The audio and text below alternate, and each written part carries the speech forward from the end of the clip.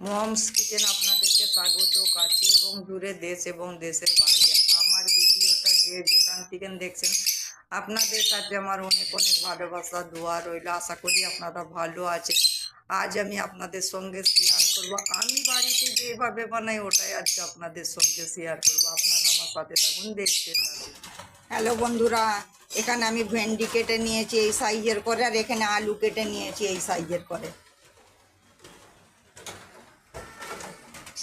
গ্যাসটা অন করে একটা কড়াই বসিয়ে দিয়েছি। কড়াইটা গরম হয়ে গিয়েছে, সর্ষের তেল দিয়েছি। তেলটাও আমার গরম হয়ে গিয়েছে। লঙ্কা পেঁয়াজটা হালকা করে লাল করে নেব।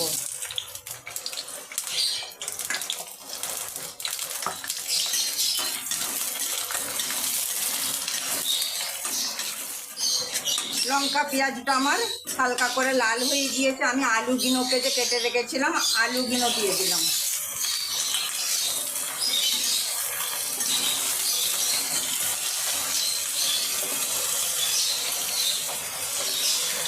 নুন দিয়ে দিলাম। নুনটা আপনাদের পরিমাণ মতন দিবেন, যেমন জিনিস সেই হিসেবে নুন দিবেন।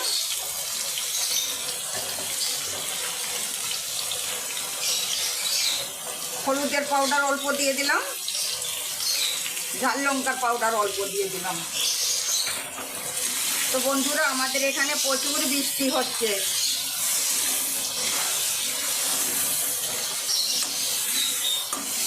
গ্যাসটা লো ফ্লেমে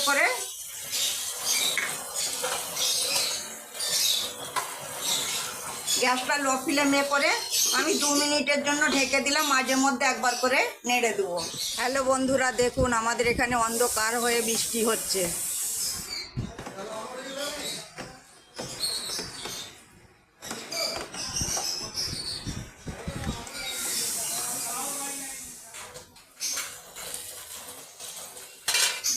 দু মিনিট আলুগুলো আমি ভেজে নিয়েছি।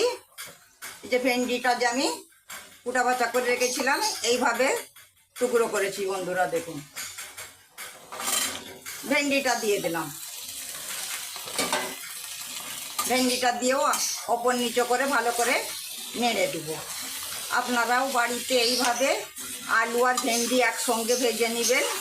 এটা আপনারা সব কিছু দিয়েই খেতে পারবেন, ভাত, রুটি, পরাটা সব কিছু দিয়েই খেতে পারবেন।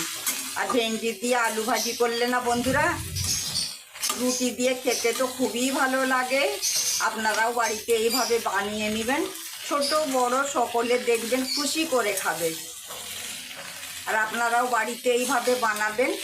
কেমন লাগলো আমাকে কমেন্টে জানাবেন।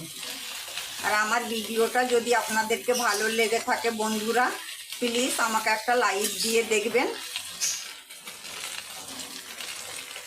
আমি 3 মিনিটের জন্য ঢেকে দিলাম। মাঝে মধ্যে একবার করে নেড়ে দেবো।